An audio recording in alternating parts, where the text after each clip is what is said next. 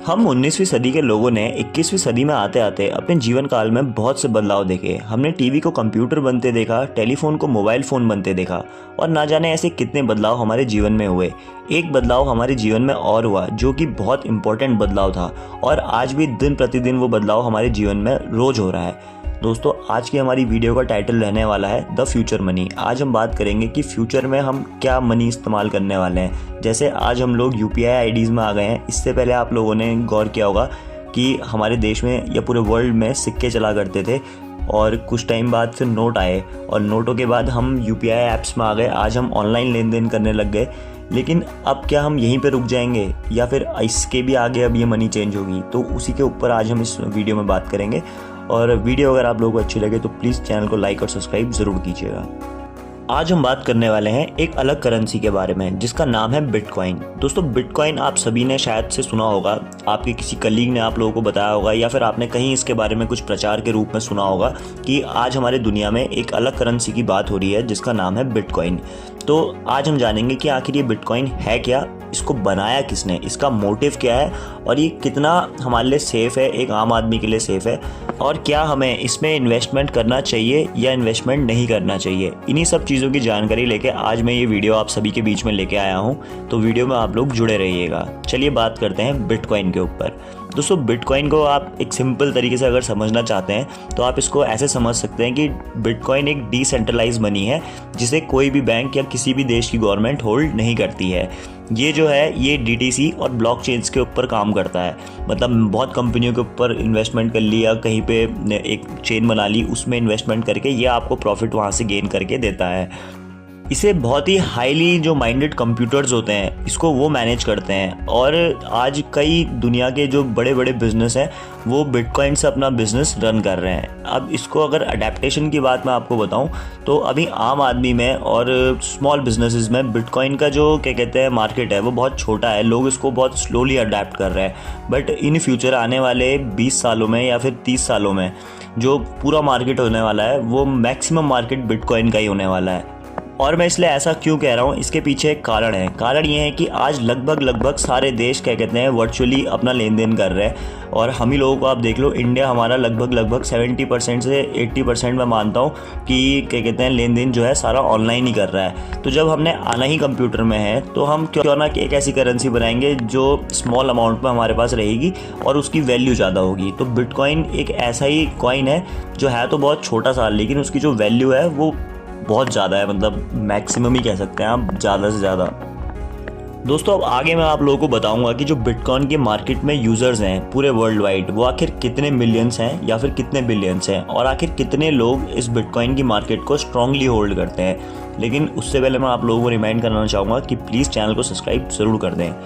तो जैसा कि मैंने अभी आपको बताया कि हम बात करेंगे बिटकॉइन के यूज़र्स के बारे में। तो इस समय पूरे वर्ल्ड में 420 मिलियन यूज़र्स हैं जो कि बिटकॉइन में इन्वेस्टमेंट कर चुके हैं। और आपको जान के ये बहुत हैरानी होगी कि सिर्फ 1.5 मिलियन, यानी कि एक बहुत छोटा सा, इसको अगर परसेंटेज में निकाला जाए तो 0.36% के जो लोग हैं वो बिटकॉइन की मार्केट को सबसे ज़्यादा स्ट्रांगली होल्ड करते हैं। हमारे देश भारत में अगर बिटकॉइन की बात करी जाए तो हमारे देश भारत में कई कंपनियां हैं जो बिटकॉइन में इन्वेस्ट करने को बोलती हैं। उनमें से एक कंपनी बहुत ज़्यादा पॉपुलर है जिसका नाम आप सभी ने सुना होगा। उसका नाम है मेटावर्स और उसको बहुत से लोग मेटाफोर्स भी बोलते हैं।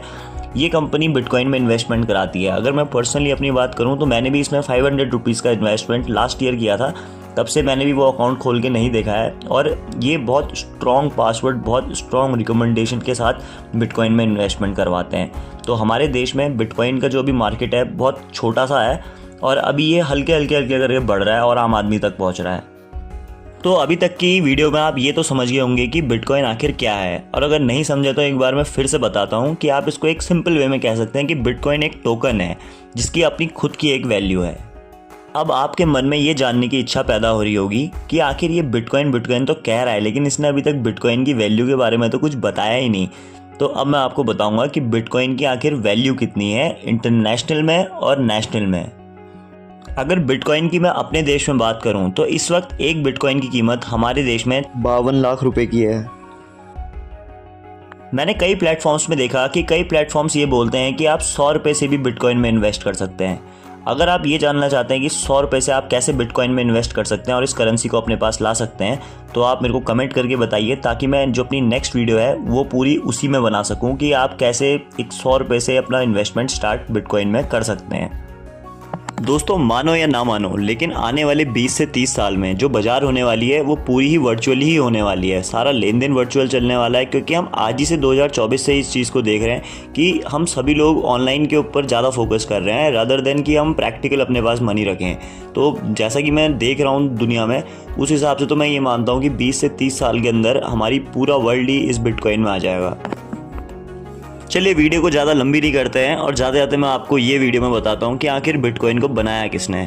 दोस्तों, बिटकॉइन को किसी कंपनी ने या फिर किसी गवर्नमेंट ने नहीं बनाया है। बिटकॉइन एक डोमेन है जिसका नाम है सतोशी नाकामोटो। ये एक डोमेन है जो कि अननोन डोमेन है। आज तक पता नहीं चला है कि इस डोमेन को कौन चला रहा है।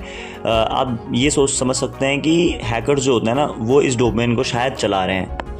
इस डोमेन को बनाने के पीछे उनका यही मकसद था कि उनको जो मनी थी उसको वर्चुअली ही इधर से उधर ट्रांसफ़र करना था, क्योंकि एक छोटा अमाउंट इधर से उधर ट्रांसफ़र करने में और एक बड़ा अमाउंट एक क्लिक में ट्रांसफ़र करने में बहुत फ़र्क होता है। जब ये डोमेन मार्केट में आया था इंटरनेट पे, तो इसमें एक वाइट पेपर था। उस वाइट पेपर के ऊपर सिर्फ एक ही चीज़ लिखी हुई थी और वो थी बिटकॉइन। ये जो लोग थे, इनका एक ही मकसद था कि जितनी भी हमारी दुनिया में करेंसी है ये पूरी की पूरी डिजिटल रूप से ही लेन देन हो, क्योंकि बहुत बड़े बड़े अमाउंट का लेन देन होता है। तो इनका इस डोमेन को बनाने के पीछे और बिटकॉइन को बनाने के पीछे एक ही मकसद था कि सारे के सारे पैसों को वर्चुअली कर दिया जाए। तो अगर आप मेरे से अब पर्सनली पूछेंगे कि क्या बिटकॉइन में इन्वेस्टमेंट करना सही है, तो दोस्तों मैं अभी तो ना ही कहूँगा, क्योंकि अभी हमारे इंडिया में ऐसी कोई कंपनियाँ नहीं है या फिर कुछ ऐसे सोर्स नहीं है कि हमें लीगल तरीके से हमें एक क्या बोलते हैं उसको, कि भरोसा हो जाए किसी पे कि हाँ भी हम यहाँ पे अपना पैसा लगा रहे हैं तो ये पैसा हमारा डूबेगा नहीं।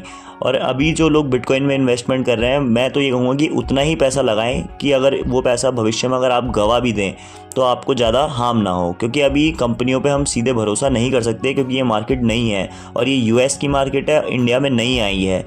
तो अभी हमें थोड़ा 2-3 साल इसको होल्ड करना चाहिए। उसके बाद अगर हम इसमें इन्वेस्टमेंट करें तो वो हमारे लिए शायद प्रॉफिटेबल हो जाए। लेकिन एट प्रेजेंट तो मैं अपनी पर्सनल उससे ये कहूँगा कि अभी एक आम आदमी को इसमें ज़्यादा मोटा इन्वेस्टमेंट नहीं करना चाहिए। तो आज की हमारी इस वीडियो को हम लोग करेंगे यहीं पे एंड। दोस्तों, आई होप आपको इस जानकारी से कुछ सीखने को मिला। आपको अगर इस जानकारी से कुछ भी थोड़ा बहुत भी सीखने को मिला तो प्लीज़ मुझे सपोर्ट करना और चैनल को सब्सक्राइब ज़रूर करना। फिर मिलते हैं अगली वीडियो में।